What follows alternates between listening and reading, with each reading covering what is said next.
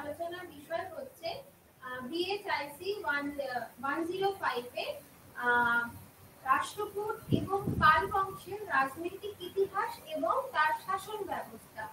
মোটামুটি ভাবে আমরা ইতিহাস যে শুধু উত্তর ভারতের মধ্যে সীমাবদ্ধ ছিল তা কিন্তু নয়, ইতিহাস দক্ষিণ ভারতেও ছিল এবং সেই সময় দক্ষিণ ভারতে যে কটা সাম্রাজ্য ছিল বা রাজ্য ছিল তার মধ্যে কিন্তু সবকটাই ম্যাক্সিমামই সেগুলো হিন্দু রাজ্যই, অনেকটাই হিন্দু রাজ্যই ছিল। তার মধ্যে উল্লেখযোগ্য ছিল রাষ্ট্রকূট, চোল, চালুক্য, হৈসল বংশ ইত্যাদি।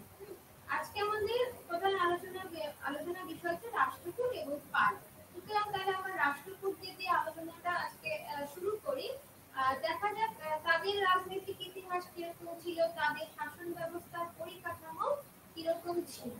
এবার বিভিন্ন আমরা জানি যখনই আমরা ইতিহাস করি বা যে কোনো রাজবংশের ইতিহাস করি বা সাম্রাজ্যের ইতিহাস করি, তখন সেই সাম্রাজ্যের উৎপত্তি এবং রাজবংশের উৎপত্তি নিয়ে কিন্তু অনেক বিতর্ক থাকে। তাই সেই ক্ষেত্রে এই ক্ষেত্রে নিশ্চয়ই রাষ্ট্রকূটদের উৎপত্তি সম্পর্কে কিন্তু বিতর্ক আছে। মোটামুটি ভাবে চারটি মত প্রচলিত আছে। একটি মত অনুযায়ী হলো রাষ্ট্রকূটরা ছিল হচ্ছে যদু বংশের বীর সাত্যকীর বংশধর। আরেকটি মত অনুযায়ী রাষ্ট্রকূটরা ছিল হচ্ছে রেড্ডির বংশীয়। তাহলে একটা মত অনুযায়ী তারা হচ্ছে যদু বংশের বীর সাত্যকীর বংশধর এবং রাষ্ট্রকূট আরেকটা মত অনুযায়ী ছিল রাষ্ট্রকূটরা ছিল হচ্ছে তেলুগু রেড্ডি বংশীয় এবং এটা বলা হয় যে রাষ্ট্রকূটরা কিন্তু ছিল ক্ষত্রিয় বংশীয়। তাহলে কিভাবে ক্ষত্রিয় বংশীটা বলা হয়? অশোকের যে একটা লিপিতে আমরা দেখতে পাই যে রথিক বা রাষ্ট্রিক জাতির নাম পাওয়া গিয়েছিল, রাষ্ট্রিক জাতির নাম পাওয়া যায়, তারাই কিন্তু ক্ষত্রিয় বা তারাই ছিল কি রাষ্ট্রকূট। তাহলে অশোকের লিপিতে যে রথিক বা রাষ্ট্রিক জাতির নাম পাওয়া যায় তারাই হচ্ছে ছিল রাষ্ট্রকূট। চতুর্থ মত হলো যে আরেকটি মত অনুযায়ী হচ্ছে চতুর্থ মত দ্বিতীয় মত হচ্ছে প্রথম মত হচ্ছে যদু বংশের বীর সাত্যকীর বংশধর, আরেকটি মত হচ্ছে তারা হচ্ছে রেড্ডি বংশীয় এবং আরেকটি মত হচ্ছে রাষ্ট্রকূটরা ছিল ক্ষত্রিয় বংশীয়। চতুর্থ মত অনুযায়ী হচ্ছে তারা অন্ধ দেশের কৃষক সম্প্রদায় থেকে কিন্তু এই রাষ্ট্রকূটরা উদ্বুদ্ধ হয়েছিল।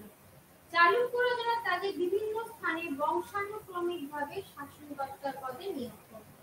তাহলে চালুক্য রাজারা তাদের বিভিন্ন স্থানে, তাহলে এরা অন্য দেশের কৃষক সম্প্রদায় থেকে মানে যেটা চতুর্থ মত অনুযায়ী অন্য দেশের কৃষক সম্প্রদায় থেকে কিন্তু রাষ্ট্রকূটরা উদ্বুদ্ধ হয়েছিল। চালুক্য রাজারা তাদের বিভিন্ন স্থানে বংশানুক্রমিকভাবে শাসনকর্তার পদে তাদেরকে নিয়োগ করেছিলেন। সম্ভবত তারা কর্ণ জাতীয় ছিলেন এবং তাদের ভাষা ছিল হচ্ছে কানাড়ি। তাহলে তারা ছিলেন সম্ভবত তারা কর্ণ জাতীয় ছিল, তাদের ভাষা ছিল হচ্ছে কানাড়ি। এবার আমরা দেখব রাষ্ট্রকূটদের রাজনৈতিক ইতিহাস কিভাবে শুরু হয়েছিল বা রাষ্ট্রকূট বংশের প্রতিষ্ঠাতা কে ছিলেন ইত্যাদি। পঞ্চম খ্রিস্টাব্দ থেকে আচ্ছা আরেকটা যেটা হচ্ছে আরেকটা মত অনুযায়ী বলা হয় যে ডক্টর আলতেকারি বা ভিএস আলতেকারির মতে হচ্ছে রাষ্ট্রকূটরা ছিল হচ্ছে তারা ছিল তাদের মত অনুযায়ী তারা যে কর্ণালী ভাষায় লিখত বা কান্নাড় ভাষায় লিখত সেই মত অনুযায়ী হচ্ছে মান্যভেটা রাষ্ট্রকূটরা আদিতে কর্ণাটক অঞ্চলে বসবাস করত এবং তারা কিন্তু কানাড়ি ভাষায় কথা বলতো। তাহলে এই যে মতটা দেখাচ্ছে যে তারা কর্ণাটক জাতীয় ছিল এবং তাদের ভাষা ছিল কিন্তু কানাড়ি। আচ্ছা, পঞ্চম যেটা রাজনৈতিক ইতিহাসের সূচনা আমরা দেখতে পাই, পঞ্চম খ্রিস্টাব্দ থেকে কিন্তু রাষ্ট্রকূটরা বিভিন্ন স্থানে তারা বসবাস করতে শুরু করে। কোন দিকে? দাক্ষিণাত্যে বিভিন্ন স্থানে তারা কিন্তু বসবাস করতে শুরু করে। সপ্তম খ্রিস্টাব্দ থেকে ইরিচপুর অঞ্চলে রাষ্ট্রকূট ইন্দ্র এক সামন্ত রাজ্য স্থাপন করেছিলেন। তাহলে সপ্তম খ্রিস্টাব্দ থেকে ইরিচপুর অঞ্চলে রাষ্ট্রকূট ইন্দ্র এক সামন্ত রাজ্য কিন্তু স্থাপন করেছিলেন। আর রাষ্ট্রকূট রাজবংশের ইতিহাস করতে গেলে যার নাম আমরা সর্বাগ্রেই দেখি তিনি হচ্ছেন বিখ্যাত দন্তি দুর্গ। এই দন্তি দুর্গ ছিল কিন্তু স্বাধীন রাষ্ট্রকূট রাজ্যের প্রতিষ্ঠাতা, স্বাধীন রাষ্ট্রকূট শক্তির প্রতিষ্ঠাতা। চালুক্য রাজাদের অধীনস্থ দন্তি দুর্গ ছিলেন যে স্বাধীন রাষ্ট্রকূট শক্তির প্রকৃত প্রতিষ্ঠাতা। চালুক্য রাজাদের অধীনস্থ সামন্ত রাজা হিসাবে দন্তি দুর্গ কিন্তু রাজ্য শাসন শুরু করে। তাহলে আমরা কি দেখতে পাচ্ছি যে চালুক্য রাজাদের অধীনস্থ সামন্ত রাজা হিসাবে দন্তি দুর্গ কিন্তু রাজ্য শাসন শুরু করেছিলেন। তাহলে মোটামুটি ভাবে এইটা আমরা দিচ্ছি সূচনা এটা কে প্রথমে শাসন করেছিলেন। তিনি চালুক্য দ্বিতীয় বিক্রমাদিত্যের সামন্ত হিসাবে গুজরাটে আরব আক্রমণ প্রতিহত করতে বিশেষ ভূমিকা নিয়েছিলেন। তাহলে প্রত্যেকটা রাজারই কিন্তু এক একটি কৃতিত্ব ছিল। তাহলে তিনি কি করেছিলেন, তিনি চালুক্য দ্বিতীয় বিক্রমাদিত্যের সামন্ত রাজা হিসাবে যখন আরবরা গুজরাট আক্রমণ করে সে আরব আক্রমণ প্রতিহত করতে তিনি বিশেষ ভূমিকা নিয়েছিলেন। তার বিরুদ্ধে মুগ্ধ হয়ে তাকে কিন্তু একটি উপাধি দেওয়া হয়েছিল। এছাড়া আমরা দন্তি দুর্গের সম্পর্কে যদি আমরা জানতে চাই তাহলে মোটামুটি ভাবে দুটো লিপির কথা আমাদের মনে রাখতে হবে। সেটা হচ্ছে 754 খ্রিস্টাব্দে লেখা সমনগড় তাম্র শাসন, 754 খ্রিস্টাব্দে সমনগড় তাম্র শাসন এবং এলোরা দশবতার লিপি থেকে কিন্তু এই দন্তি দুর্গের রাজ্য জয়ের কথা আমরা জানতে পারি। মানে তিনি কি বিভিন্ন রাজ্য জয় করেছেন। তিনি 753 থেকে 768 খ্রিস্টাব্দে তিনি রাজত্ব করেছিলেন। তিনি ব্রাহ্মণ ধর্মের অনুরাগী ছিলেন। তাহলে 754 খ্রিস্টাব্দে সমনগড় তাম্র শাসন এবং এলোরা দশবতা লিপি থেকে দন্তি দুর্গের রাজ্য জয়ের কথা কিন্তু আমরা জানতে পারি। এবং তিনি 754 থেকে 753 থেকে তিনি 758 খ্রিস্টাব্দ পর্যন্ত রাজত্ব করেছিলেন, যেখানে 64 বলেছিলেন। 753 থেকে তিনি 758 খ্রিস্টাব্দে রাজত্ব করেন এবং তিনি ব্রাহ্মণ ধর্মের অনুরাগী ছিলেন। তার পরবর্তীকালে সিংহাসনে বসেছিলেন হচ্ছে প্রথম কৃষ্ণ। এরপর প্রথম কৃষ্ণ সিংহাসনে বসেন। এই সময় চালুক্য রাজ দ্বিতীয় কীর্তিবর্মন তার রাজ্য, তার যে রাজ্যটা হারিয়ে গেছে সেই রাজ্য পুনরুদ্ধারের জন্য তিনি একবার শেষ চেষ্টা করে দেখেন এবং তিনি কিছুটা শেষ চেষ্টা করে দেখেন এবং তখন কি হলো, কিন্তু রাষ্ট্রকূট রাজ প্রথম কৃষ্ণ 760 খ্রিস্টাব্দে তিনি কি করলেন, তাকে পরাজিত করে কিন্তু সেই রাজ্যটা চালুক্য দ্বিতীয় কীর্তিবর্মনকে তিনি পরাস্ত করে তিনি কিন্তু মহারাষ্ট্র অধিকার করেন। তার ফলে কি চালুক্য রাজবংশে কিন্তু শাসনের অবসান হয়েছিল। তার মানে দেখতে পাচ্ছি যে দ্বিতীয় কৃষ্ণ যখন প্রথম কৃষ্ণ যখন সিংহাসনে বসে তাহলে সেই সময় চালুক্য রাজা দ্বিতীয় যে তিনি কীর্তিবর্মন তিনি চেষ্টা করেছিলেন যাতে চালুক্য বংশটাকে পুনরুদ্ধার করা যায়, কিন্তু তিনি সেই কাজে ব্যর্থ হন এবং এই প্রথম কৃষ্ণ কিন্তু মহারাষ্ট্র যে অঞ্চলটা অধিকার করে নেন। কারণ এর আগে আমরা দেখেছিলাম যে চালুক্য বংশ কিন্তু 4টে জায়গায় ছিল পূর্ববর্তী ক্লাসে, যেটা আমরা বিশদে আলোচনা করেছি। এর ফলে চালুক্য রাজবংশের অবসান হয়।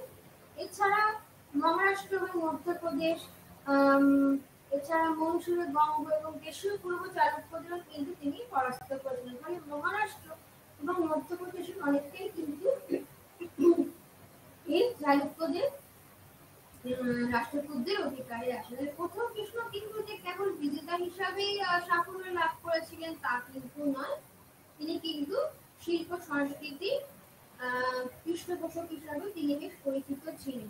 তিনি বিখ্যাত তিনি এলোরার যে পাহাড় কেটে বিখ্যাত শিব মন্দির তৈরি করেন। তাহলে তার সময় কিন্তু বিখ্যাত যে শিব মন্দির সেই সময় কিন্তু সেটা তৈরি করা হয়েছিল। তার মানে তিনি শুধু বিজেতাই ছিলেন তা নয়, তিনি শিল্প সংস্কৃতিরও কিন্তু অনুরাগী ছিলেন। এছাড়াও যেটা বলা যায় এই মন্দিরের নাম ছিল হচ্ছে হচ্ছে সেই বিখ্যাত কৈলাসনাথ মন্দির। তাহলে ইলোরা যে বিখ্যাত কৈলাসনাথ মন্দির, তাহলে এটা কিন্তু এই চালুক্যরা না, রাষ্ট্রকূটরা প্রথম কৃষ্ণের সময় কিন্তু স্থাপিত হয়। এরপর দ্বিতীয় গোবিন্দ তিনি সিংহাসনে কিছুকাল আসীন ছিলেন। দ্বিতীয় গোবিন্দ ছিলেন প্রথম কৃষ্ণের পরে। এই রাজনৈতিক ইতিহাস কিন্তু আমাদের অনেক সময় বিভিন্ন প্রতিযোগিতামূলক পরীক্ষায় লাগে, যখন জানতে চাওয়া হয় ক্রোনোলজিক্যালি যে রাষ্ট্রকূটের পরপর রাজাদের নাম। প্রথমে দেখলাম হচ্ছে দন্তি দুর্গ, তারপরে হচ্ছে আমরা দেখলাম হচ্ছে প্রথম কৃষ্ণ পর দ্বিতীয় গোবিন্দ, তিনি কিছুকাল সিংহাসনে কিন্তু রাজত্ব করেন। তাকে প্রথমে কিছুদিন আগে কনিষ্ঠ ভ্রাতা তাকে এই রাজ্য শাসনের ক্ষেত্রে সহায়তা করেছিল, কিন্তু দুজনের মধ্যে শীঘ্রই সংঘাতের সৃষ্টি হয় এবং ফলস্বরূপ আমরা কি দেখতে পেয়েছিলাম যে তিনি দ্বিতীয় গোবিন্দকে পরাজিত করে সিংহাসনে দখল করেন। তাহলে তার পরবর্তীকালে দ্বিতীয় গোবিন্দের পরবর্তীকালে সিংহাসনে কে আসীন বলে, তিনি হলেন হচ্ছে রাষ্ট্রকূট রাজ ধ্রুব। এর কারণ তারা ছিলেন দুই ভাই এবং কিন্তু তাদের মধ্যে পরবর্তীকালে ব্যক্তিগত সংঘাতের সৃষ্টি হয় এবং রাষ্ট্রকূট রাজ ধ্রুব তিনি তখন কি করেন, এই দ্বিতীয় গোবিন্দকে পরাজিত করে তিনি তখন সিংহাসনে বসেন। তিনি দাক্ষিণাত্যের একটা বিশাল অঞ্চলে কিন্তু রাষ্ট্রকূট প্রাধান্য স্থাপন করেন এবং তার আরেকটা যে কীর্তি ছিল, তিনি কিন্তু উত্তর ভারত অভিযান করেছিলেন। তাহলে তার আরেকটা কীর্তি কি ছিল, তিনি কিন্তু উত্তর ভারত অভিযান করেছিলেন। তার মানে তিনি যে শুধু এখানে স্থাপন করেছিলেন তা নয়, তিনি কিন্তু উত্তর ভারত অভিযান করেছিলেন। এর পরবর্তী ধ্রুবের পরে আমরা কাকে দেখতে পাই, তিনি ধ্রুবের পরে আসে হচ্ছে ধ্রুবের প্রধান কৃতিত্ব কি ছিল হচ্ছে উত্তর ভারত অভিযান। কারণ আমরা দেখেছি ইতিপূর্বে যে কজন আমরা রাষ্ট্রকূট রাজকে দেখেছি, তারা কিন্তু উত্তর ভারত অভিযান কিন্তু আমরা সেই অর্থে আমাদের গোচরে আসেনি বা আমরা দেখিনি। তাহলে এই ধ্রুবের কিন্তু কি অ্যাচিভমেন্ট ছিল, তিনি উত্তর ভারত অভিযান করেছিলেন। এই সময় উত্তর ভারতে গাঙ্গী উপত্যকায় কিন্তু ক্ষমতা প্রতিষ্ঠার জন্য এই ধ্রুবর সময় কিন্তু আমরা যেটা দেখতে পাই, ইতিহাসে যেটা বহু চর্চিত পাল প্রতিভা রাষ্ট্রকূট দ্বন্দ্ব, সেটা কি উত্তর ভারতের কনৌজকে কেন্দ্র করে। তাহলে এই রাষ্ট্রকূট আর ধ্রুবের সময় কিন্তু আমরা দেখতে পাই যে এই পাল প্রতিহার বা রাষ্ট্রকূট গুর্জর এই যে দ্বন্দ্বটা, সেটা কিন্তু এই সময় থেকে শুরু হয়। কোথায় ধ্রুব উপলব্ধি করতে পেরেছিল যে যদি রাষ্ট্রকূটরা গাঙ্গী উপত্যকায় যারা প্রাধান্য পায়, একাধিপত্য পায়, তবে তারা কিন্তু এবং খুবই শক্তিশালী হবে এবং গুজরাট এবং মধ্যপ্রদেশ থেকে কিন্তু তারা রাষ্ট্রকূটে বিতাড়িত করতে পারবে। মোটামুটি ভাবে আমরা দেখছি যে তারপরে মোটামুটি ভাবে কারা কারা সিংহাসনে এসেছিলেন। এই তারা বিভিন্ন রকমের এই ধ্রুব কিন্তু এবং এই যে পার্বতীহাট খণ্ডে এই তখন কি করলো, তারা যদি তারা কি ভাবে গাঙ্গী উপত্যকায় যদি রাষ্ট্রকূট প্রাধান্য পেয়ে যায়, তবে তারা এত শক্তিশালী হবে যে গুজরাট এবং মধ্যপ্রদেশ থেকে যদি এর আগেই রাষ্ট্রকূট রাজধ্রুব দখল করে ফেলেছিল বা তার পূর্ববর্তী রাজারা, তাহলে তাদের সেখান থেকে বিতাড়িত করা কিন্তু অত সহজ হবে না। সেই জন্য তারা কিন্তু এই ত্রিশক্তি দ্বন্দ্বে কিন্তু তারা জড়িয়ে পড়ে এবং তিনি যে ত্রিশক্তি দ্বন্দ্বে তারা পাল-প্রতিহার দ্বন্দ্বে তারা যোগদান এবং এটি পরবর্তীকালে প্রথমে এটা পাল-প্রতিহারদের মধ্যে দ্বন্দ্বটা ছিল এই কনৌজকে কেন্দ্র করে বা গাঙ্গী উপত্যকার প্রাধান্যকে কেন্দ্র করে, কিন্তু পরবর্তীকালে যখন রাষ্ট্রকূটরা এর মধ্যে জড়ে যায় তখন এটা ত্রিশক্তি দ্বন্দ্বে পরিণত হয়। তিনি যে নীতি নিয়েছিলেন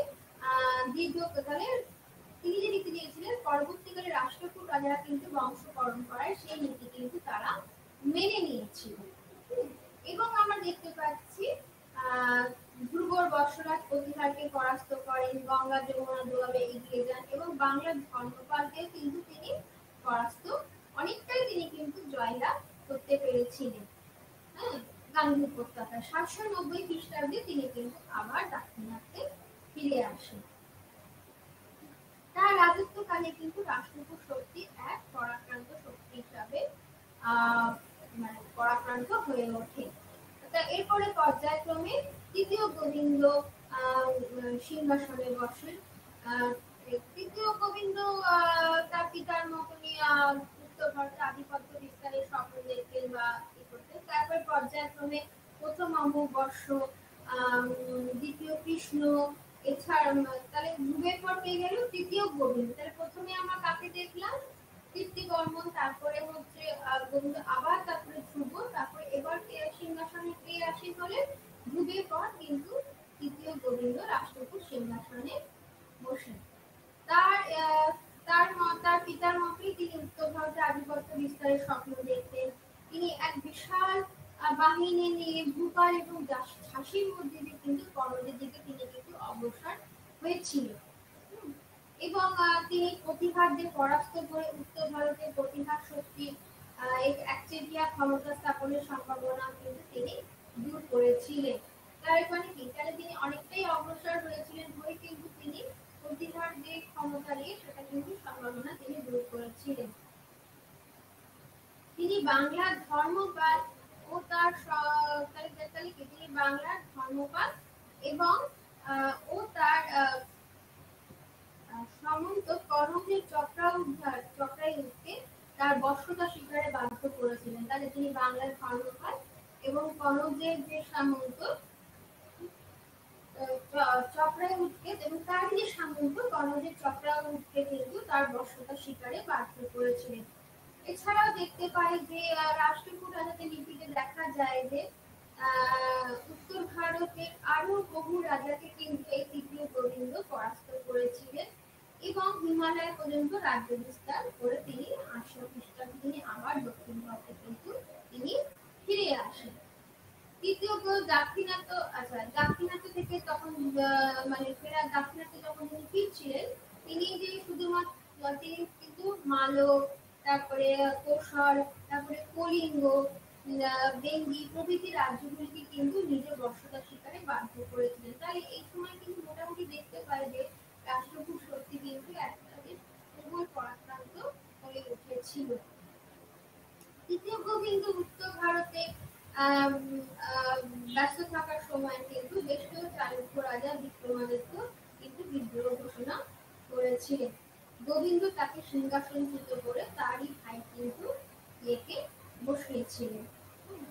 পল্লব রাজধানী এরপরে কি হলো? তাহলে এই তৃতীয় গোবিন্দ যখন উত্তর ভারতে ব্যস্ত থাকার সময় দেশেও যে চালুক্য রাজ ছিলেন তিনি বিক্রমাদিত্য রাজা বিজয়াদিত্য কিন্তু বিদ্রোহ ঘোষণা করেছিলেন এবং গোবিন্দ তাকে সিংহাসনচ্যুত করে তার ভাইকে কিন্তু সিংহাসনে বসান। ইতিমধ্যে গঙ্গ, কল্লব, কেরল প্রভৃতি শক্তি রাষ্ট্রকূট বিরোধী জোট করে গোবিন্দদের পরাস্ত করেন, দিয়ে কল্লব রাজধানী কাঞ্চি অধিকার করেন।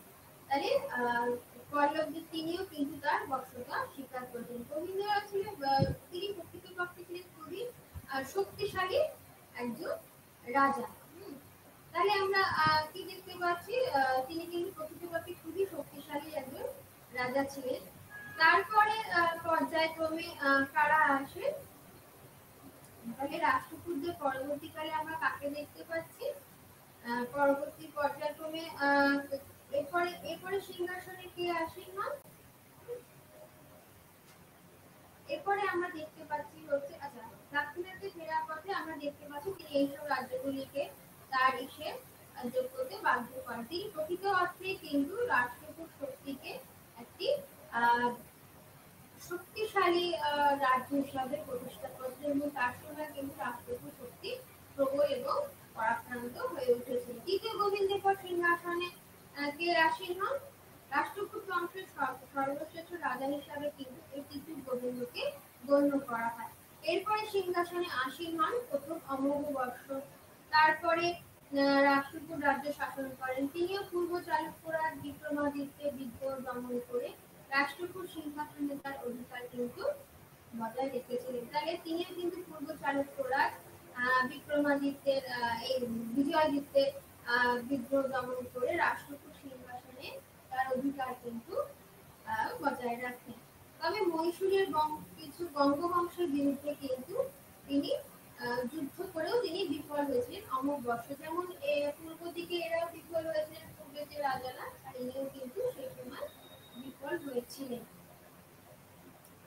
এছাড়া আমরা দেখতে পাই যে গুজরাটে তার সামন্ত রাজা ভোজ আক্রমণ তিনি প্রতিহত করে গুজরাটে তিনি তার পৈতৃক অধিকার কিন্তু বজায় রেখেছিলেন। তাহলে তিনি কিন্তু এখানে তার পৈতৃক অধিকার বজায় রেখেছিলেন গুজরাটে। অমোঘবর্ষ প্রায় 60 বছরেরও বেশি সময় ধরে রাজত্ব করেছিলেন। তবে পূর্বপুরুষদের মতো কিন্তু তার অত সামরিক প্রতিভা ছিল না। তাহলে অমোঘবর্ষ কিন্তু সবচেয়ে লম্বা সময় ধরে রাজত্ব করলেও তার কিন্তু পূর্বপুরুষদের মতো অত সামরিক প্রতিভা কিন্তু ছিল না। অমোঘবর্ষ রাজনীতি অপেক্ষা তিনি সংস্কৃতি চর্চায় কিন্তু বেশি মনোযোগ দিয়েছিলেন। এবং সেই উপলক্ষে আমরা তাহলে বলতে কেন তিনি সংস্কৃতি চর্চায় তাহলে তার সপক্ষে কি প্রমাণ দেখা যায়? তিনি যে সংস্কৃতি চর্চায় মনোযোগ দিয়েছিলেন, তিনি কন্নড় ভাষায় রত্নমালিকা এবং কবিরাজ মাগ, যেটা আমরা অনেকেই জানি, কবিরাজ মাগ নামে কাব্যগ্রন্থ রচনা করেছেন। তিনি কন্নড় ভাষার রত্নমালিকা এবং কবিরাজ মাগ নামে কাব্যগ্রন্থ রচনা করেছিলেন। জৈন পণ্ডিত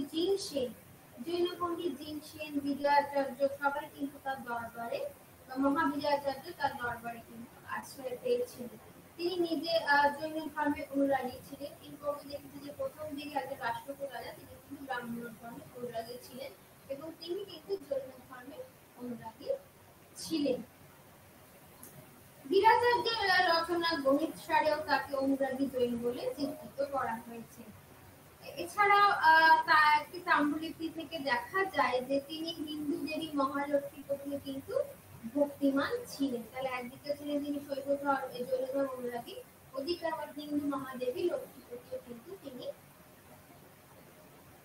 ভক্তিমান ছিলেন। তার রাজ্যে দুর্ভিক্ষ, যাই হোক, তিনি আরো তিনি রাজধানী মান্যক্ষেতার শোভা বাড়ান। তার রাষ্ট্রকূটদের রাজধানী কি ছিল? মান্যক্ষেতা।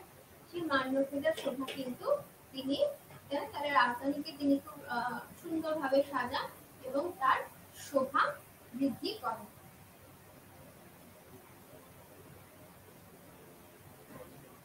অমোঘবর্ষের পর পর্যায়ক্রমে দ্বিতীয়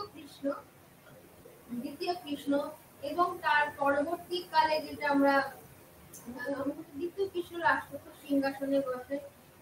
এই দ্বিতীয় কৃষ্ণের আমলে প্রতিহার শক্তির সঙ্গে কিন্তু রাষ্ট্রকূট শক্তির দীর্ঘ প্রতিদ্বন্দ্বিতা চলে। তাহলে দ্বিতীয় কৃষ্ণের সময় আমরা কি দেখেছি? প্রতিহার শক্তির সঙ্গে রাষ্ট্রকূট শক্তির কিন্তু একটা দীর্ঘ দ্বন্দ্ব চলছিল। এছাড়াও এই সময় আমরা দেখতে পাই যে ভোজ প্রতিহার রাষ্ট্রকূট সামন্তদের পরাস্ত করে গুজরাট এবং কিন্তু মালব্য অধিকার করা হয়। এর ফলে আমরা দেখতে পাই গুজরাটে চালুক্য শক্তি কিন্তু পতন ঘটেছিল। তাই আমরা যখন দেখছি রাজনৈতিক ইতিহাসের রাষ্ট্রকূট রাজবংশের অনেক রাজারাই কিন্তু শক্তিশালী এবং পরাক্রমী ছিলেন এবং তারা কিন্তু অনেকটাই প্রায় জয় করেছিল, উত্তর ভারতে অনেকটা জয় করেছিল এবং দাক্ষিণাত্যের এক বিশাল অংশ জুড়ে কিন্তু এই রাষ্ট্রকূট শক্তি প্রাধান্য আমরা দেখতে পাই। এছাড়া দেখতে পাই যে তুঙ্গভদ্রা দক্ষিণে, দ্বিতীয় বিশ্ব তুঙ্গভদ্রা দক্ষিণে চোল রাজ্য কিন্তু আক্রমণ করে, কিন্তু তিনি চোল যুদ্ধে পরাজিত হয়ে পিছু হতে আসেন। 914 খ্রিস্টাব্দে আমরা দেখতে পাই তৃতীয় কৃষ্ণ রাষ্ট্রকূট সিংহাসনে বসেন। তাহলে 914 খ্রিস্টাব্দে আমরা কি দেখতে পাই? তৃতীয় কৃষ্ণ রাষ্ট্রকূট তৃতীয় ইন্দ্র। তাহলে অমোঘবর্ষের পর কে বসে?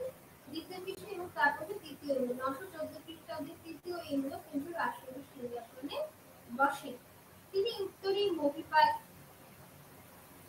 প্রতিহারকে পরাস্ত করে কনৌজ নগরী কিন্তু ধ্বংস করে। তাহলে 914 খ্রিস্টাব্দে যখন এই তৃতীয় ইন্দ্র সিংহাসনে রাষ্ট্রকূট সিংহাসনে বসছে, তাহলে তিনি উত্তরে মহিপাল প্রতিহারদের পরাস্ত করে কনৌজ নগরী কিন্তু ধ্বংস করেছিলেন।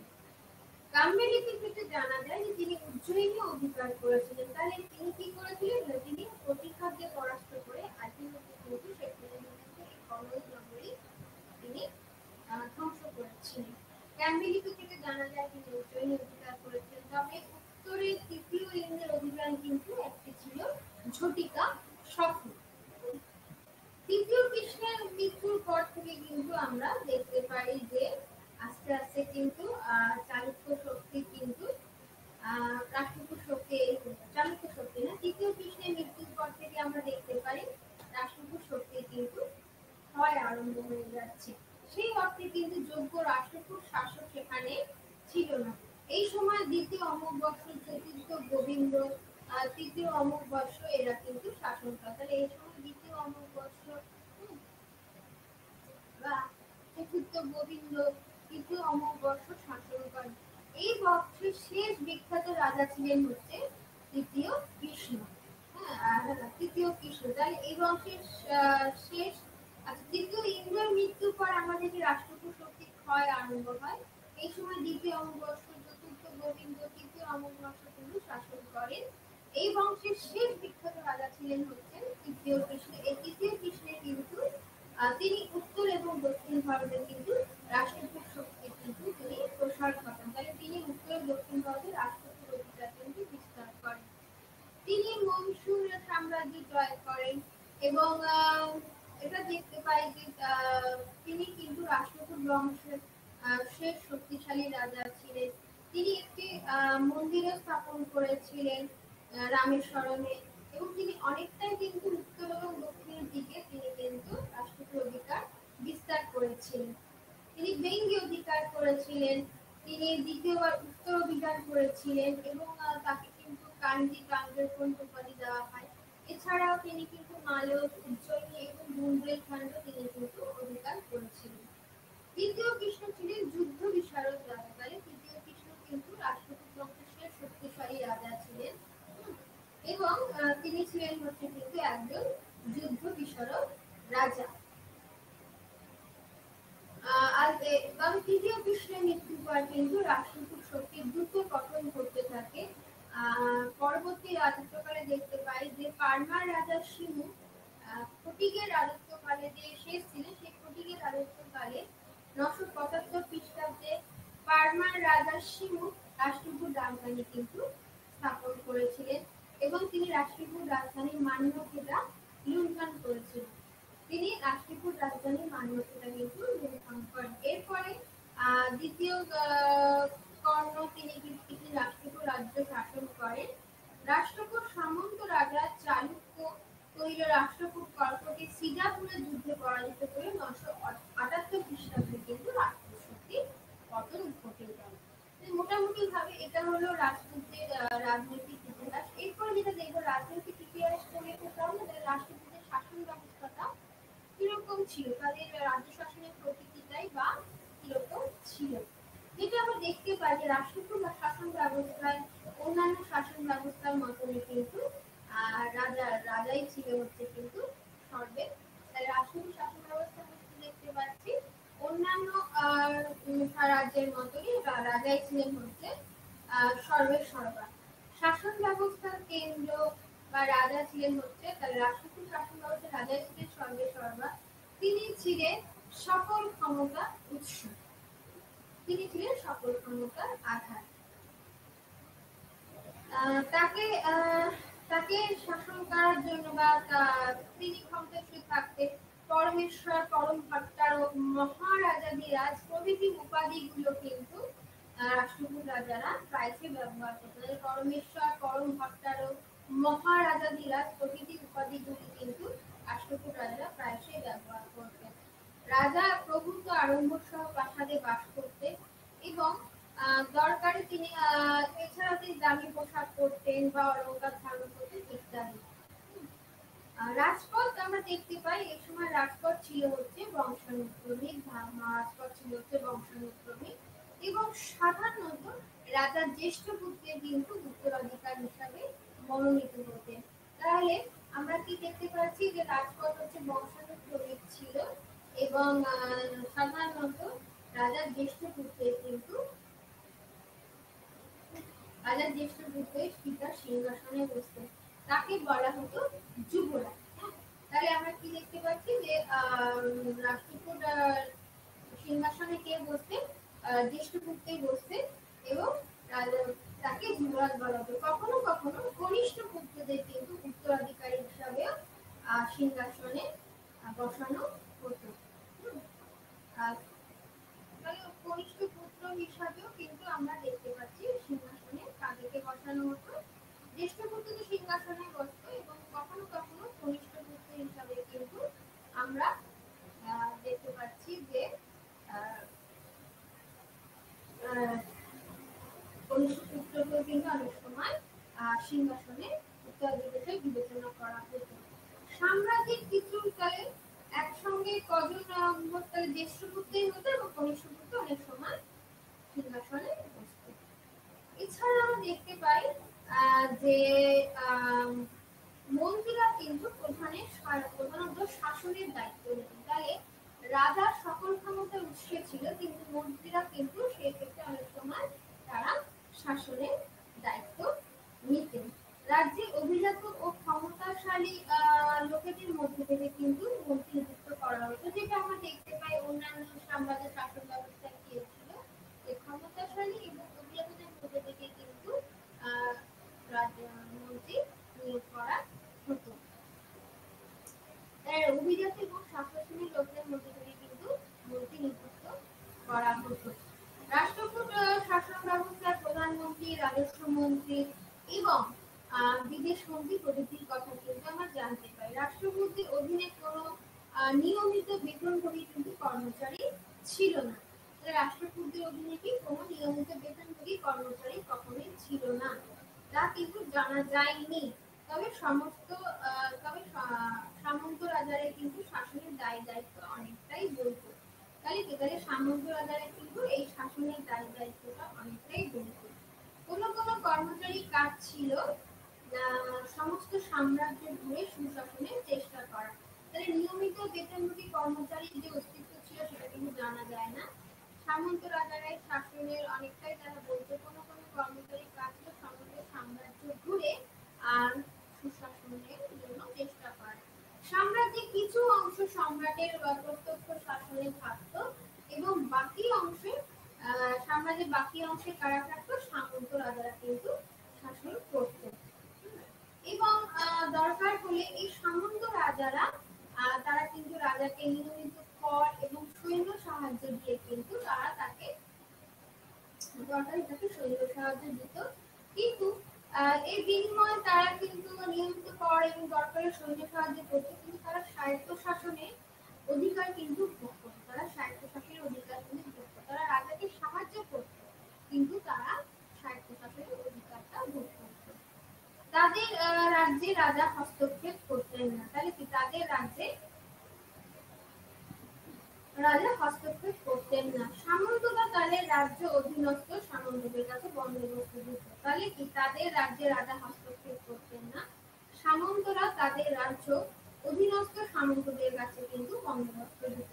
রাজার প্রত্যক্ষ শাসিত অঞ্চলগুলিকে আমরা কিসে ভাগ করা হতো, রাষ্ট্র বা বিষয়ে ভাগ করা হতো। রাজার প্রত্যক্ষ শাসনাধীন যে অঞ্চলগুলি ছিল সেগুলো রাষ্ট্র বা বিষয়ে ভাগ করা হতো। বিষয়গুলিকে আমরা কিসে দেখতে পাই, ভিত্তিতে ভাগ করে। রাজার যে প্রত্যক্ষ শাসিত অঞ্চলকে আমরা দেখতে পাই কিসে ভাগ করা হতো, রাষ্ট্র বা বিষয়ে ভাগ করা হতো এবং এই বিষয়গুলিকে ভিত্তিতে পুনরায় ভাগ করা হতো। এবং বিষয়গুলিকে ভিত্তিতে পুনরায় ভাগ করা হতো। 50-60টি গ্রাম নিয়ে কিন্তু 50 থেকে 70টি গ্রাম নিয়ে কিন্তু প্রত্যেকটা ভিত্তি গঠিত হতো। এছাড়া দেখা যায় যে রাষ্ট্রের শাসনকর্তার উপাধির নাম ছিল হচ্ছে রাষ্ট্রপতি। তাহলে কি রাষ্ট্রের শাসনকর্তার উপাধির নাম ছিল হচ্ছে রাষ্ট্রের শাসনকর্তার উপাধির নাম ছিল হচ্ছে রাষ্ট্রপতি এবং বিষয় যে কর্তা ছিল শাসনকর্তার উপাধি ছিল হচ্ছে বিষয়পতি। আচ্ছা, গ্রাম্য শাসন এমন কি আছে রাষ্ট্রে, তাহলে আমরা কি দেখতে পাচ্ছি, বিষয় শাসনকর্তার উপাধি ছিল হচ্ছে বিষয়পতি। রাষ্ট্রপতি সামরিক এবং সকল প্রকার ক্ষমতায় কিন্তু ভোগ করত। আইন শৃঙ্খলা রক্ষা সবই কিন্তু তার রক্ষা সবই তার দায়িত্ব ছিল। দ্বিতীয় দমনের কাজেও তাকে কিন্তু ব্যস্ত থাকতে হতো। বিষয়পতি কিন্তু সেই একই বা অনুরূপ দায়িত্ব পালন করত।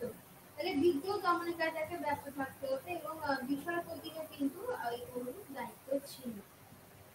বিষয়পতিকে এক শ্রেণীর আমরা কি বলতে পারি, বিষয়পতিকে এক শ্রেণীর বংশানুক্রমিক গ্রামের কর্মচারী রাজস্ব আদায় সাহায্য করতো। তাহলে বিষয়পতিকে এক শ্রেণীর বংশানুক্রমিক কর্মচারী বা গ্রামের যে কর্মচারী তারা রাজস্ব আদায় সাহায্য করত। এছাড়া গ্রামে পাহারাদার ইত্যাদি অনেকেই কিন্তু ছিল। গ্রাম শাসনের ক্ষেত্রে আমরা কি দেখতে পাই, গ্রাম শাসনে আচ্ছা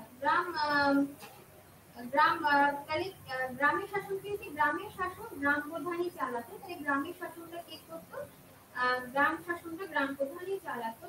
গ্রামের পাহারাদার গ্রাম মহাজন বা গ্রাম সহস্রীকরণ নামক গ্রামের বয়োজ্যেষ্ঠের যে পরামর্শে কিন্তু গ্রাম প্রধান গ্রাম শাসন করতেন। তাহলে গ্রামের যে শাসন করছিলেন তার নাম ছিল হচ্ছে গ্রাম গ্রাম প্রধান।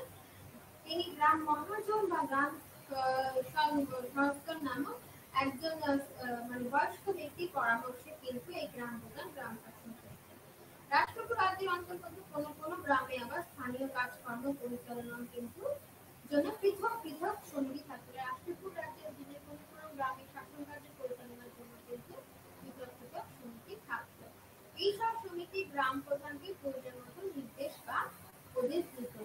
সমিতিগুলি কিন্তু গ্রামাঞ্চলে বিরোধী দলের নির্ভর। তাহলে এই সমস্ত সমিতি গ্রাম প্রধানকে প্রয়োজন মতো নির্দেশ বা উপদেশ দিত এবং এই সমিতিগুলি কিন্তু গ্রামাঞ্চলে নিয়োগের নিষ্পত্তিও বিরোধের নিষ্পত্তিও করত।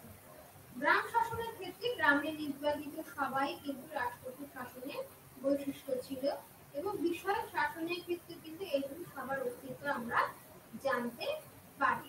রাষ্ট্রকূট শাসনে আমরা কি দেখতে পাচ্ছি, ভূমি রাজস্ব ছিল হচ্ছে রাজ্যের আয়ের প্রধান উৎস এবং ফসলের 1/4 রাজস্ব আদায় করা হতো। এই রাজস্বের নাম ছিল হচ্ছে ভোগ। তাহলে কি রাষ্ট্রকূট শাসনের ভূমি রাজস্ব রাজ্যের আয়ের প্রধান উৎস, ফসলের 1/4 কিন্তু রাজস্ব আদায় করা হতো। এই রাজস্বের নাম ছিল হচ্ছে ভোগ। রাষ্ট্রকূট রাজ্যের করগুলি ছিল ভোগ, ভাগ, শুল্ক, মিষ্টি, শুল্ক, পিষ্টি, উপদেশ, উপরিকর ইত্যাদি প্রভৃতি। এছাড়া আমরা দেখতে পাই রাজস্ব কর্মচারীরা কিন্তু বিভিন্ন কর্মচারীদের উপরে কিন্তু এই রাজস্ব আদায় তারা ন্যস্ত ছিল এবং তারা বংশানুক্রমিকভাবে এই পদে আসীন ছিল বলে কিন্তু আমরা দেখতে পাই তাদের কিন্তু ক্রমশ ক্ষমতা বাড়তে থাকে। ফলে এদের ক্ষমতা গ্রাম সমিতিকেও ছাড়িয়েছিল এবং রাজাদের পক্ষে কিন্তু নিয়ন্ত্রণ করা কিন্তু সম্ভব ছিল না। ফলে কি রাজ্যের মধ্যে তাহলে আরো নতুন নতুন রাজ্য শক্তি কেন্দ্র কিন্তু গড়ে ওঠার সম্ভাবনা ছিল। তাহলে এই হলো আমাদের মোটামুটি রাষ্ট্রকূট রাজ্যের শাসন ব্যবস্থা এবং তাদের রাজনৈতিক ইতিহাস। এরপর আমরা দেখব যে পাল বংশের আমরা কি দেখতে পাই। মোটামুটি ভাবে অষ্টম শতাব্দীর মাঝামাঝি সময় থেকে আমরা যেটা দেখতে পাই আনুমানিক 750 খ্রিস্টাব্দ পর্যন্ত কিন্তু এই পাল বংশের, তাহলে অষ্টম শতাব্দীর মাঝামাঝি সময় আনুমানিক 750 খ্রিস্টাব্দে গোপাল বাংলা পাল বংশ প্রতিষ্ঠা করে। ওই সময় থেকে তিনি কিন্তু যে মাৎস্যান্যায় যে শশাঙ্কের মৃত্যুর পর যে একটা মাৎস্যান্যায় পরিবেশের সৃষ্টির জন্য বড় বড় ছোট মাছের দিয়ে ফেলে সেটা তিনি বন্ধ করে কিন্তু পাল সাম্রাজ্যের উত্থান পাল সাম্রাজ্যের প্রতিষ্ঠা করেছিলেন এবং তার পরবর্তী ওই সময় থেকে পরবর্তী 400 বছর ধরে পালরা কিন্তু নিরবিচ্ছিন্নভাবে তাদের শাসনকে টিকিয়ে রেখেছিলেন। গোপালের মৃত্যুর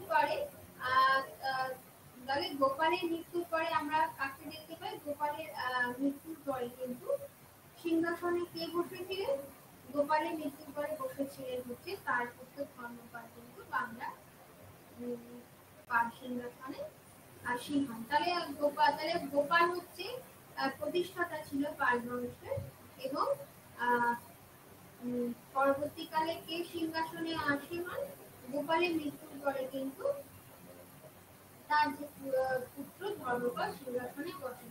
তিনি পাল বংশকে পাল বংশের যে আঞ্চলিক রাজ্যকে তিনি একটি সর্বভারতীয় সাম্রাজ্যে কিন্তু পরিণত করেন। তাহলে আমরা কি দেখতে পাচ্ছি, তিনি পাল বংশের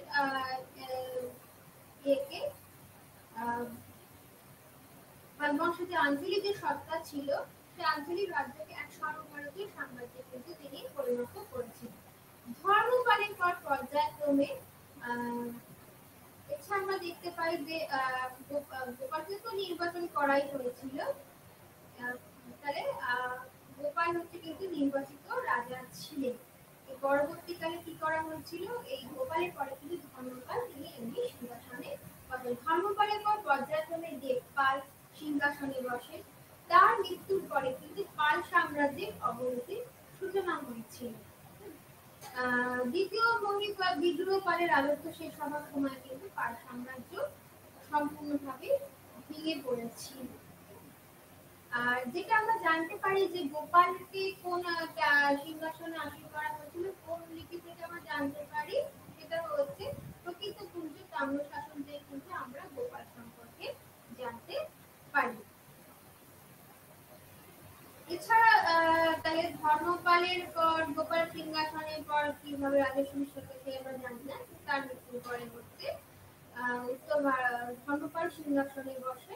ধর্মপালের পর দেবপাল সিংহাসনে বসে এবং এই দেবপালের সময় কিন্তু আমরা ধর্মপালের সময় আমরা কি দেখতে পাচ্ছিলাম, ত্রিশক্তি দ্বন্দ্বে, এটার পূর্বেই আলোচনা করেছে। ধর্মপালের সময় কিন্তু ত্রিশক্তি দ্বন্দ্বের আমরা উল্লেখ পাই।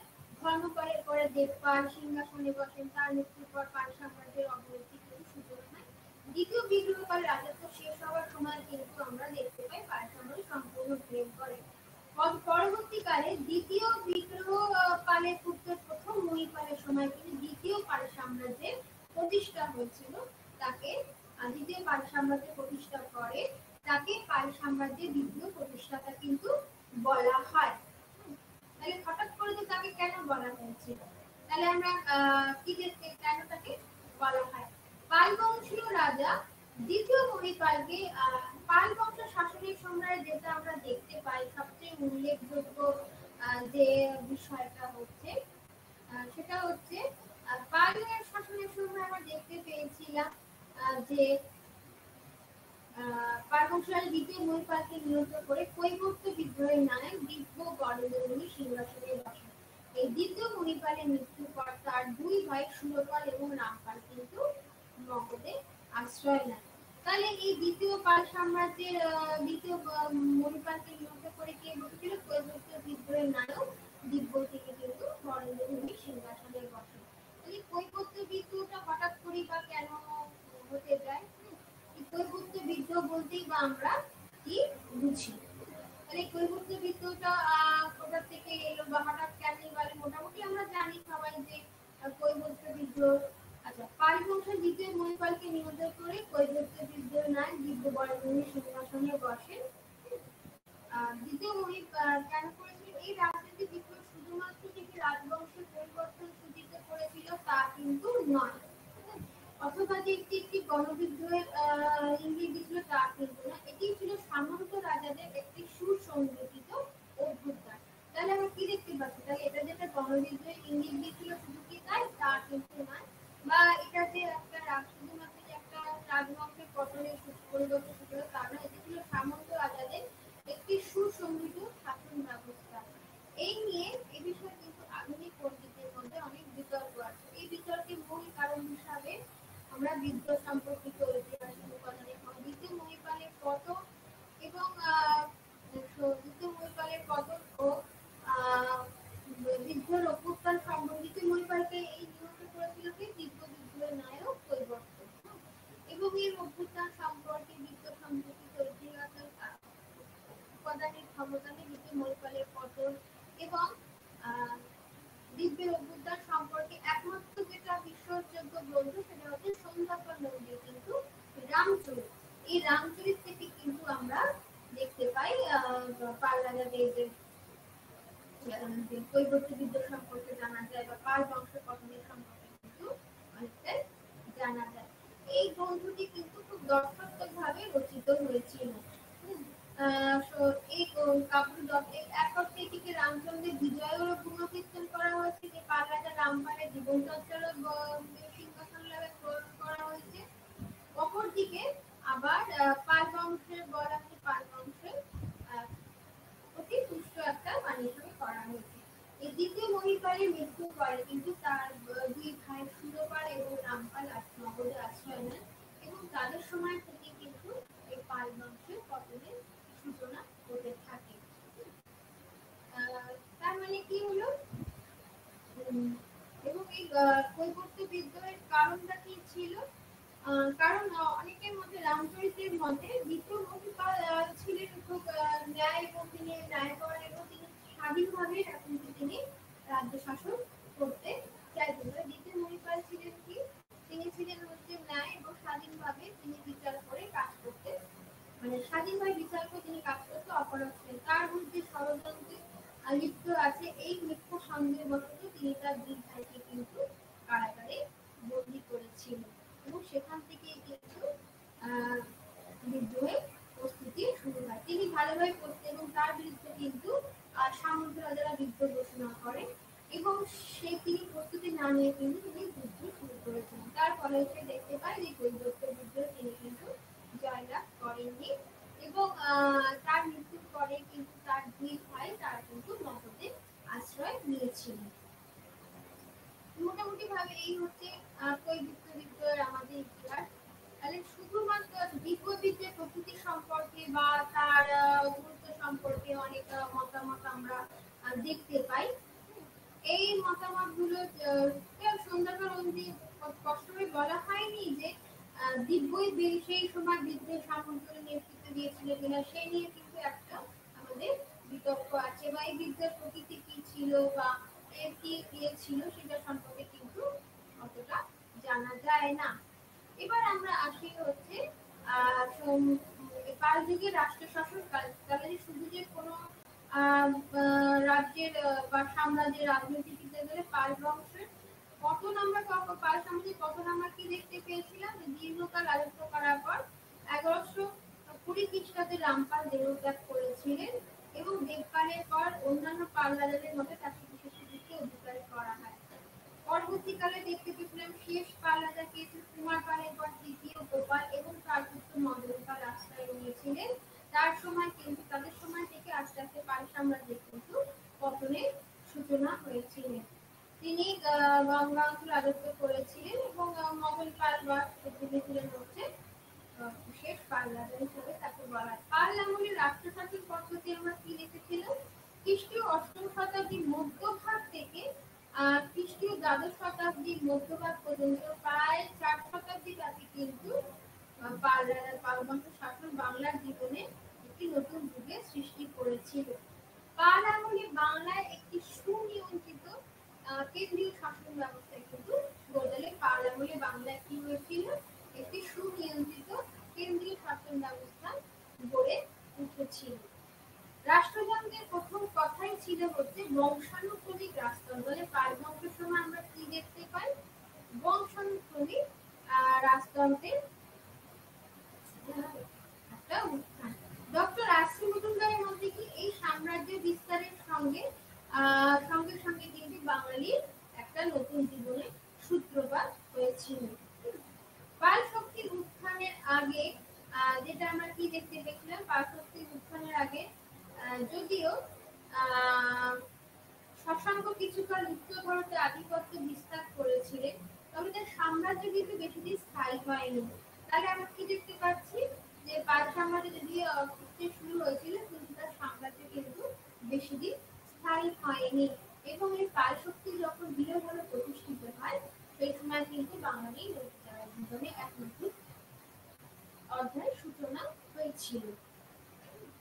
পাল শক্তি এছাড়াও দেখা যায় পাল শক্তি কিন্তু সর্বপ্রথম বাংলায় অরাজকতা মাৎস্যান্যায় দমন করে কিন্তু গোপাল সেখানে একটি সুস্থ সাম্রাজ্যের প্রতিষ্ঠা করেছিল, ঐক্যবদ্ধ রাজনৈতিক ঐক্য স্থাপন করেছিলেন এবং পরবর্তীকালে কিন্তু ধর্মপালের সময় পাল শক্তি একটি আঞ্চলিক শক্তি থেকে একটি সর্বভারতীয় কিন্তু সাম্রাজ্যে পরিণত হয়েছিল। এরপর দেখতে পাই যে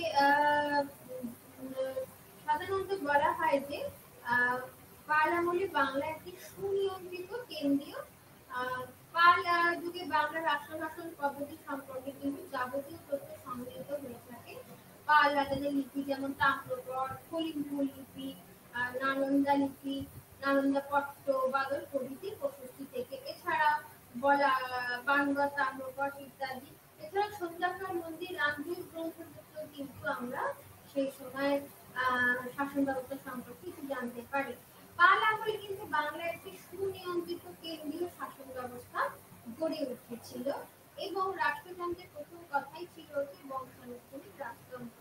রাজাই ছিলেন সর্বময় কর্তা, শাসন কার্যে রাজাই ছিলেন দণ্ডমুণ্ডের কর্তা বা সর্বময় কর্তা। শাসন কার্য, যুদ্ধ ও বিচার ব্যবস্থায় তার স্থান ছিল কিন্তু সর্বোচ্চ।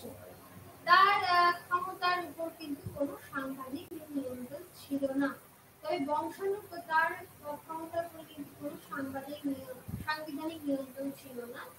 তবে বংশানুক্রমিক মন্ত্রী প্রথা ও সামন্ত প্রথার ফলে রাজার ক্ষমতা বাস্তবে অনেকটা কমে যায়। বংশানুক্রমিক মন্ত্রী প্রথা এবং সামন্ত প্রথার ফলে কিন্তু রাজার ক্ষমতা বাস্তবে অনেকটাই কমে যায়।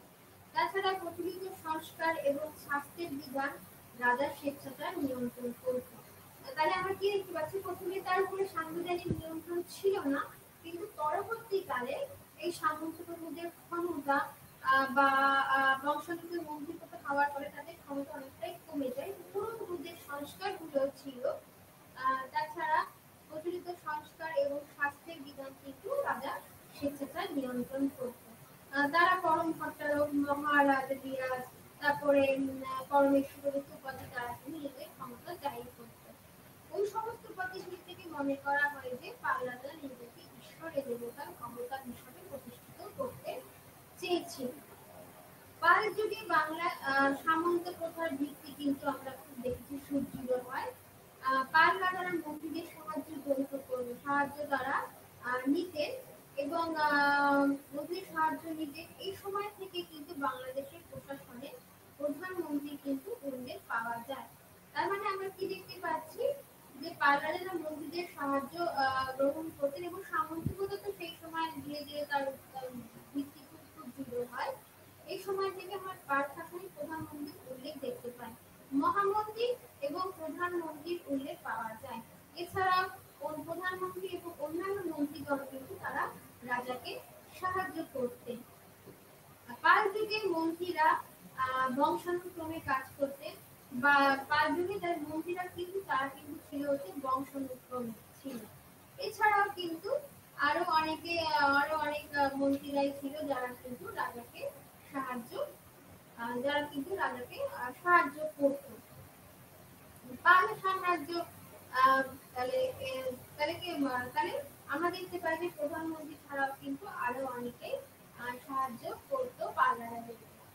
পাল সাম্রাজ্যকে শাসনের সুবিধার জন্য কয়েকটা ভুক্তিতে ভাগ করা হয়েছিল এবং পাল সাম্রাজ্যে যেটা আমাদের উল্লেখ করলাম না, সেটা হচ্ছে এই যে প্রধানমন্ত্রীগণ যে অসাধারণ ক্ষমতা অধিকার ছিল, প্রত্যেকটা মন্ত্রী কিছুটা বংশানুক্রমিক ছিল। রাজাদের তাম্রশাসনের কর্মচারীদের যে সুদীর্ঘ তালিকা পাওয়া গেছিল তার থেকে জানা যায় রাজশাসন প্রণালী বিধিবদ্ধ এবং সুনিয়ন্ত্রিত ছিল। তাহলে আমরা দেখতে পাচ্ছি এখানে একটি কেন্দ্রীয় শাসন ব্যবস্থা কিন্তু সেখানে সুপ্রতিষ্ঠিত ছিল। মন্ত্রীগণ ছাড়া পাল সাম্রাজ্যের কেন্দ্রীয় সরকারের কাজে সাহায্য করার জন্য কিন্তু আরো অনেক বিভিন্ন উপাধিধারী কর্মচারী ছিল। তাহলে শুধু যে মন্ত্রীরা সাহায্য করতো তা কিন্তু না, তারা এছাড়া কিন্তু আরো অনেক উপাধিধারী কর্মচারীও ছিল। পাল সাম্রাজ্যকে শাসনের সুবিধার জন্য কিন্তু কয়েকটা ভুক্তিতে ভাগ করা হয়েছিল এবং আমরা দেখতে পাই ভুক্তির নিম্নস্তর বিভাগ কি ছিল, বিষয় না মঙ্গল, তা নিয়ে কিন্তু একটা মতবাদ আছে। সাধারণত বলা হয় যে বিষয় ছিল হচ্ছে ভুক্তির অব্যবহিত বা ভুক্তির পরবর্তী স্তর। এছাড়াও দেখতে পাই যে কোথাও বলা হচ্ছে যে রাষ্ট্র বিভাগ ছিল, কোথাও বলা হচ্ছে মন্ডল বিভাগ ছিল এবং মান্ডলিক ছিলেন মন্ডলেরই বিষয়পতি। তিনি ছিলেন বিষয়পতি ছিলেন বিষয় শাসনকর্তা, মন্ডলের শাসনকর্তা ছিলেন হচ্ছে মান্ডলিক। এছাড়া বিথি নামে আরেকটি জনপদ বিভাগ ছিল, তবে বিথির শাসকের উপাধি কি ছিল সেটা কিন্তু জানা যায় না।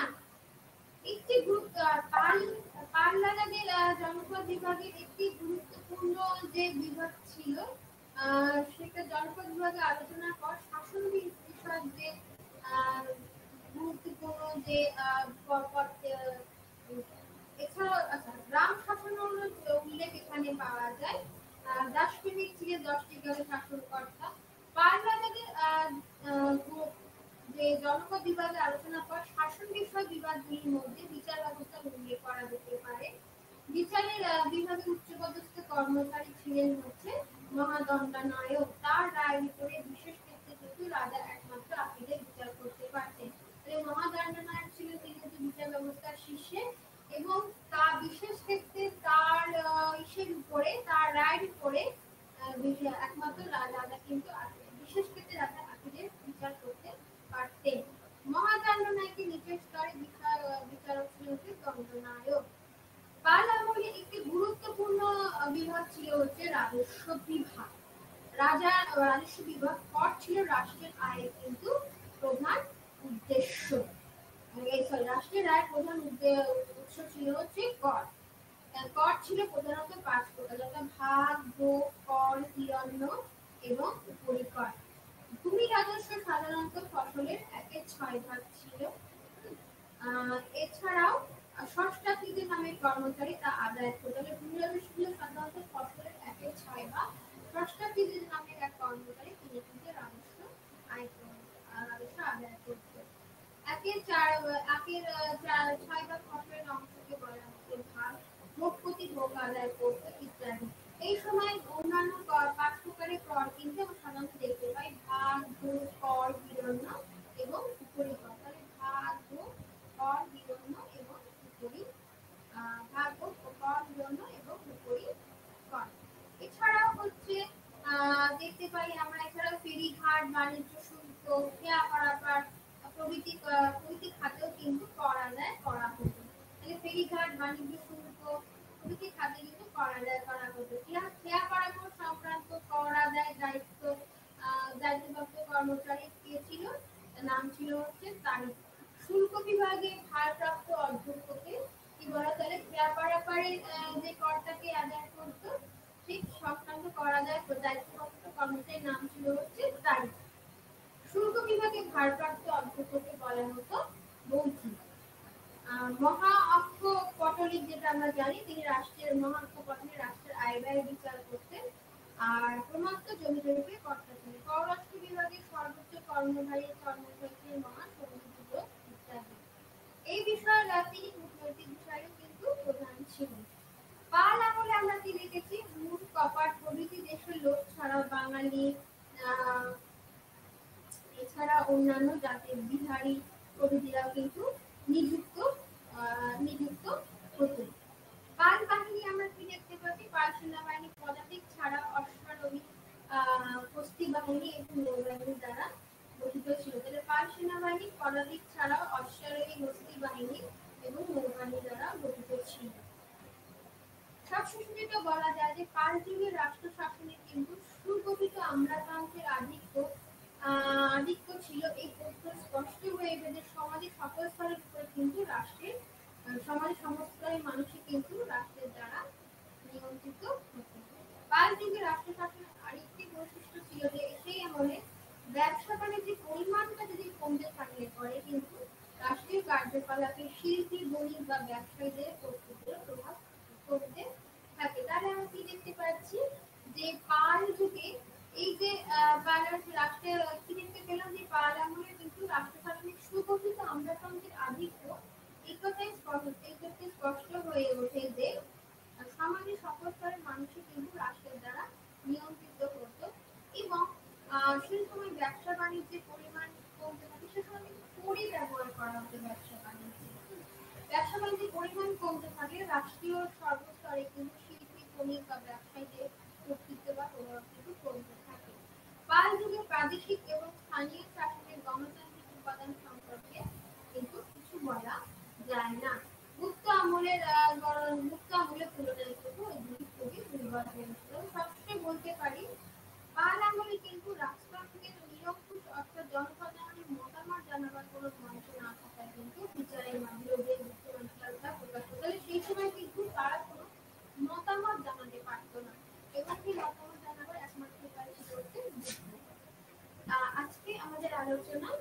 এখানেই সমাপ্ত করছি। আশা করি যারা ওপারে রয়েছে তাদের এই আলোচনা বুঝতে কোনো অসুবিধা হয়নি। নমস্কার।